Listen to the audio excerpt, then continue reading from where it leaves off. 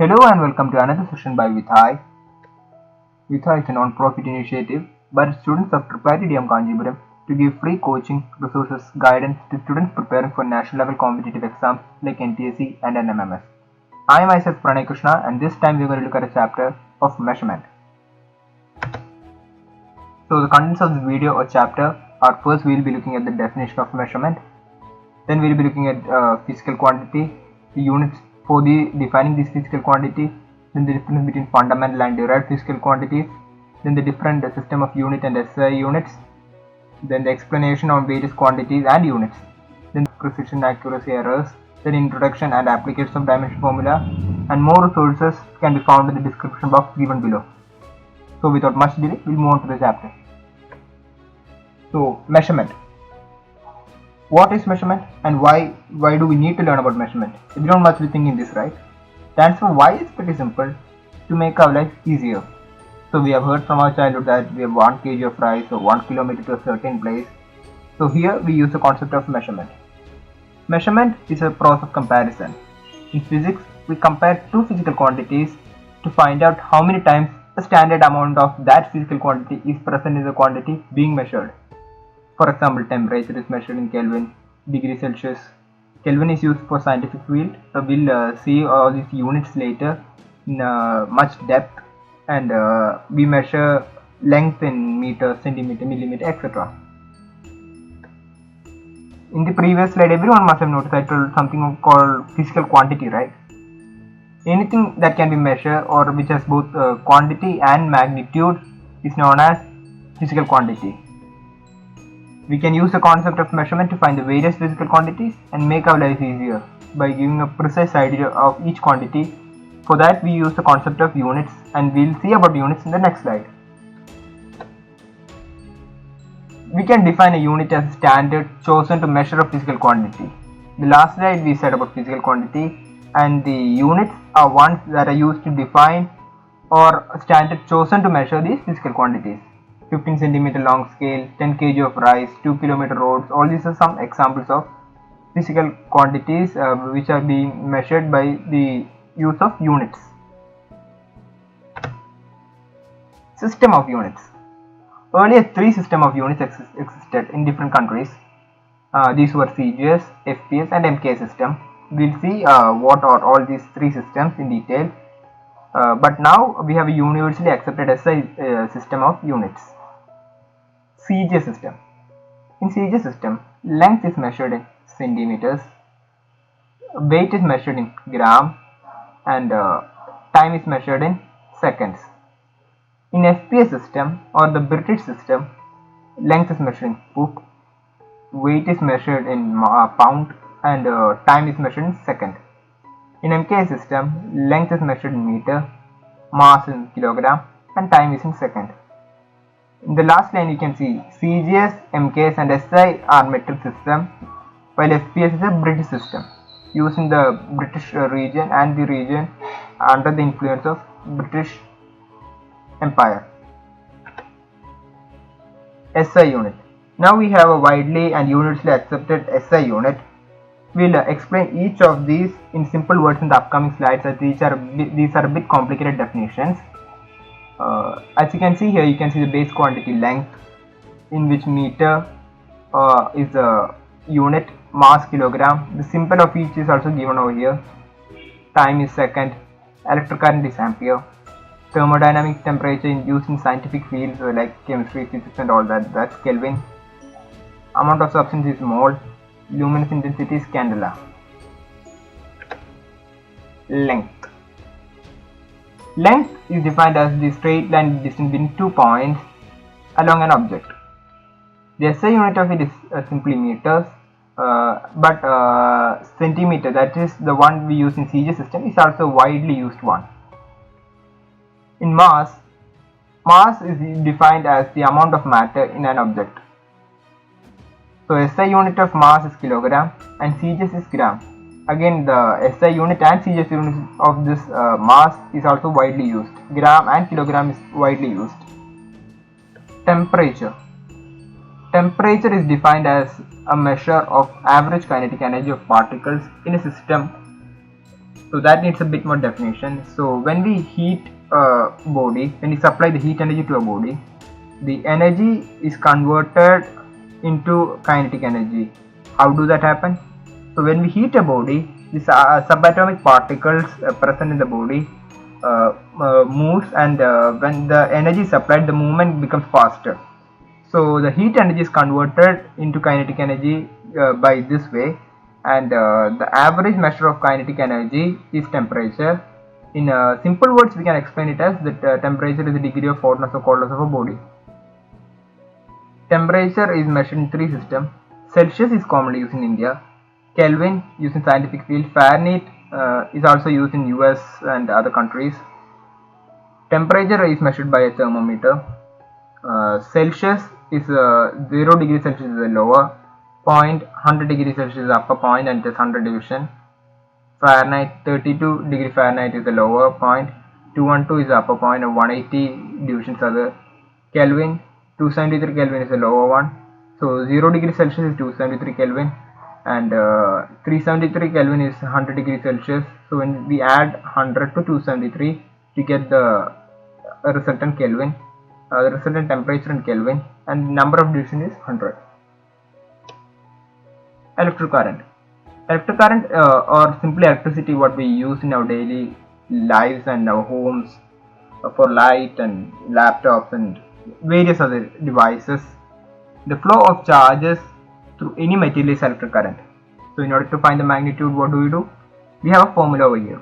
I is equal to Q by T. Here I is the current, Q is a charge measured in coulombs, that's the total charge, and T is time in seconds.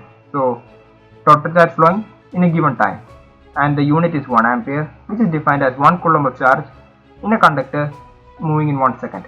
Ammeter is a device used to measure electric current. Amount of substance. Here we measure the number of entities or particles present in a substance. It could be atom, molecule, ion, proton, etc. anything. So the SI unit of this is mole, and mole is defined as amount of substance which contains 6.023 into 10 raised to 23 entities. So amount of substance, or a given amount of substance, is 1 mole when that substance contains 6.023 into 10 raised to 23 atoms, molecules, ion, or whatever the entity it is. When that much amount of entity is there, it is 1 mole. I hope that's clear for everyone. We'll move on to the next slide. Now we'll be learning about angle. Plane angle. It is angle between two straight lines or intersection of two planes. It is basically two-dimensional measurement of angle, two-dimensional method of measurement of angle. The SI unit is radian. You can see the denotation over here, RAD.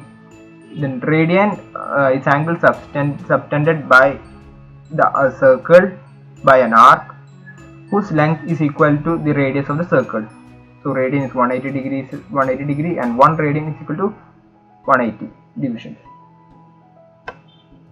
Now solid angle. In the previous slide we learned about the method used to measure two-dimensional figures. Now for three-dimensional we use the concept of solid angle. Here the angle formed by 3 or more planes intersecting at a common point. It can be done by measuring the angle formed at the vertex of the cone.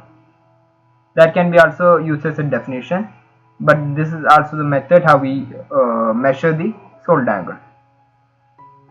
SI unit of solid angle is steradian. You can see the denotation below. It's, as I said, used for three-dimensional entities like cone, cube, etc. Luminous intensity. The measure of power of the emitted light by a light source is measured by solid angle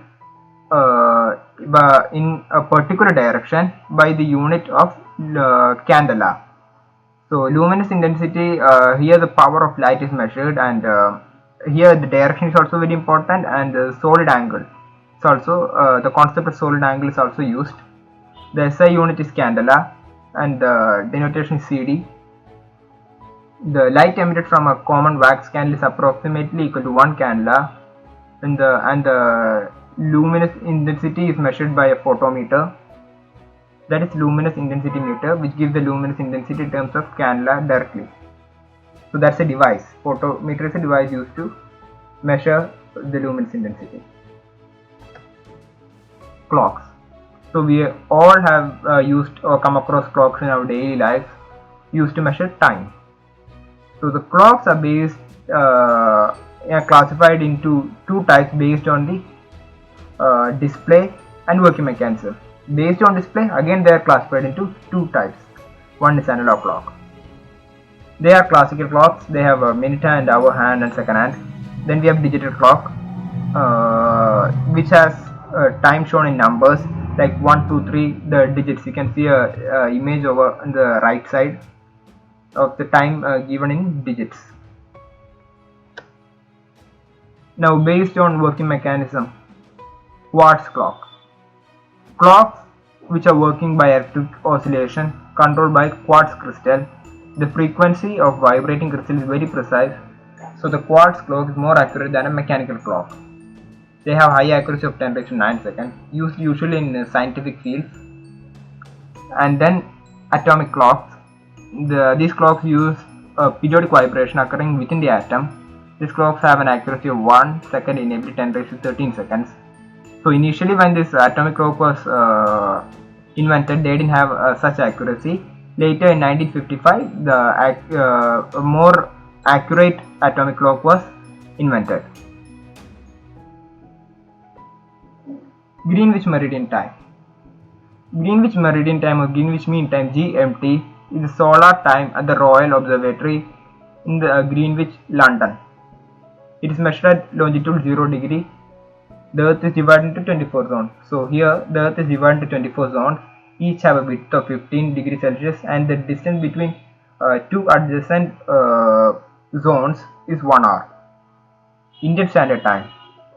It's located in Uttar Pradesh, a place called Mirzapur, and it is taken as the reference of IST 82.5 degree longitude, and IST is equal to GMT plus 5 hours 30 minutes to get the Indian Standard Time. So what is accuracy, precision, errors, and rounding off? So accuracy is the closeness of a measured value to the actual value or the true value. So when we measure, sometimes due to human errors or some environmental factors, the actual value we have may not be equal to the measured value. It could be really close to it, but it could not be exactly equal to that. So the precision. When we measure 2 or more times, the closeness of the measurements to each other is known as precision. So when we have a high precision, the closeness of 2 or more measurements will be high. They will be really close to each other, and there will be really less errors. Error. The value of measurement which contains some uncertainty. These uncertainty are known as errors. The difference between the real value and the observed value is also called as error. That's how we find it in science or in physics and daily application. The real value minus the observed value. Approximation is the process of finding a number which is acceptably close to the measurement of a physical quantity. Approximation is usually done on some assumptions having scientific background, and they can be modified whenever accuracy is needed. Approximation is commonly used in our daily life, science, and all these fields. Rounding off. Usually when we get a really large value of number, to make our calculations a bit more easier, we use the concept of rounding off. So there are some simple set of rules that we can remember, so that we can learn the concept of rounding off. First thing is, decide which is the last digit to keep. That's the very first step. We need to decide what's the last digit that we need to keep, and after that we'll round off the value. Leave it the same if the next digit is less than 5, else increase it by 1 if the next digit is 5 or greater than 5. So these are some simple steps to use the concept of rounding off. I hope it's clear to everyone. Now the difference between regular and irregular object. An object whose volume can be measured by using the formula volume is equal to LBH, length into breadth into height. If a volume of an object can be found by using this formula, then the object is known as a regular object. If the volume of the object cannot be found using this formula, then it's an irregular object. Then we use measuring cylinders. These are what we use as measuring cylinder to find the volume of that. Dimensional formula. Dimensional formula of a physical quantity is an expression telling us how and which of the physical fundamental quantities are in the unit of that quantity. So here we use capital letters. Length is capital L, mass is capital M, time is capital T. These are the widely used one. The mostly used one is L, M and T for basic quantities. Electric current I and temperature Kelvin is also widely used. Luminous intensity C. We write appropriate powers of these capital letters within square brackets to get the dimensional formula of any given physical quantity. Now we'll find the dimensional formula of acceleration. Acceleration is velocity by time. Now what is velocity? Velocity is distance by time. So when we equate that, we get meter, that is the SI unit of distance divided by second square, that is distance by time and velocity by time. So second square, the time is multiplied, so it's second square, and the dimension formula can be given as m0 as there is no mass, L raised to 1, that is there is 1 unit of length, that's meter, and T raised to minus 2. Why? Because it is in the denominator part, and it is minus 2 because it is squared, meter per second squared. Here no mass values, so we have no m. So when we substitute the above formula, the part that comes in the denominator is taken as super subscript. Application of dimensional formula. So in the previous slide I told about dimensional formula, and this can be used for various other units that we have, or various other physical quantities that we have, and more resources on this can be found in the description box given below.